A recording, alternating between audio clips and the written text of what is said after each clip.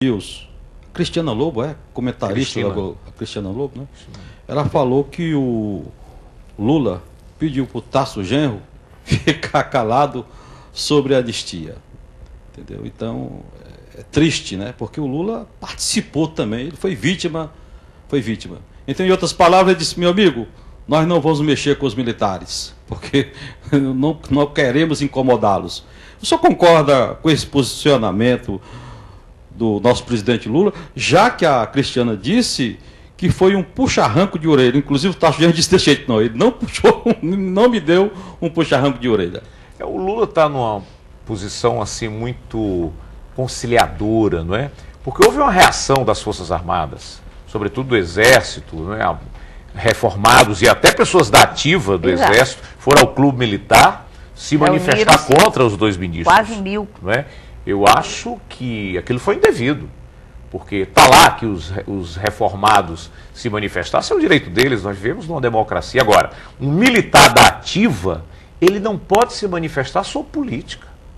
A Luciana colocou muito bem, na tradição do Brasil, a história brasileira mostra que os militares sempre foram muito ativos na política, mas não deveriam ter sido, e não devem ser, porque o militar, ele tem uma função muito clara que está na Constituição, que é a defesa externa do país, é a segurança externa. Essa é a função do militar. Militar não é para se meter em política, isso está na Constituição. Portanto, aquelas pessoas que foram para aquela reunião e que são militares na ativa, estavam lá de paletó e gravata, mas são militares, deveriam ser punidos, ter chamadas a atenção pelo ministro da Defesa, né? Que inclusive o ministro da Defesa, para tentar também conciliar com os militares, fez vista grossa para isso. Eu acho que está errado, eu discordo do presidente Lula.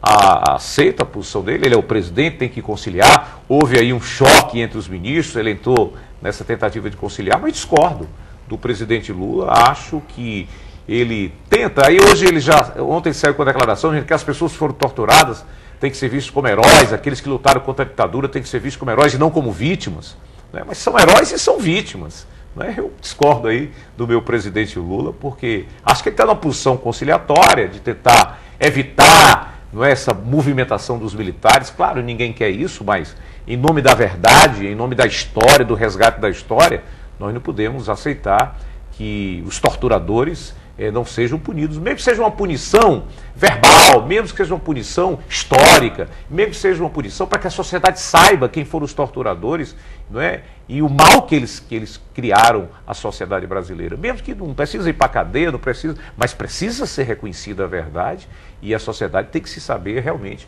quem foi que torturou. Eu acho que isso tem que haver no nosso país. Olha, eu creio também que, inclusive, o movimento da anistia, logo nos seus primórdios, o movimento pró-anistia, eles queriam essa punição contra os crimes de tortura. Mas depois, acho que paulatinamente arrefeceram nos seus propósitos. Mas, para mim, apesar da lei dos arquivos, né, a lei de abertura de arquivos históricos ser, às vezes, superior a 30 anos, tudo vai se esclarecer melhor quando houver autorização da abertura desses arquivos. Porque aí vai se dar nome aos bois, a documentos que comprovam as coisas. Porque muitas coisas dizem hoje que é porque ficam no terreno das suposições e das perseguições políticas, que eu creio que é isso também que o presidente quer evitar. Doutora Luciana, pelo que eu estou vendo, está difícil, né, deputado? Né, o doutor Mário Albuquerque, Cláudio Pereira, abrir esses arquivos, né? Já existem iniciativas louváveis do governo Lula nesse sentido. Hoje, uma parte desses arquivos está no Arquivo Nacional, referente ao extinto SNI. Exato. E ali, qualquer cidadão, inclusive brasileiro, tem direito de solicitar sobre o que consta sobre si nesse arquivo. É só entrar no site do arquivo, tem um formulário lá de requerimento, porque a ditadura ela foi totalitária. Né? Qualquer pessoa que discordasse, né? Como você disse, não era só luta armada, né? O Partido Comunista Brasileiro, por exemplo, PCB, que desde o começo do golpe se colocou contra a luta armada, né? Achava que a batalha contra a ditadura devia ser no campo político, teve o seu comitê central quase todo dizimado, assassinado. E no governo Geisel. Né? Então, qualquer cidadão, você tem uma ideia, 3 pessoas juntas já era vista como conspiração. Exatamente. 3 pessoas. Até hoje esse modo de encarar 3 pessoas continua operante na polícia militar. Eu mesmo já passei por isso aqui no Fortal. Eu e 2 amigos num carro e a polícia, quer dizer, ainda está incutido na mentalidade do policial.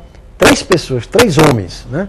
Claro, se for 2 homens ou uma mulher, não. Mas 3 homens já é visto como suspeito. Estão tramando alguma coisa. Né? Então, esses arquivos, uma parte deles... Agora, o principal arquivo da ditadura são os arquivos das Forças Armadas. Principalmente do DOI-CODE. Né? São Paulo, né? Exatamente. DOI-CODE de São Paulo, DOI-CODE de Rio de Janeiro, DOI-CODE aqui do Ceará, DOI-CODE de Pernambuco.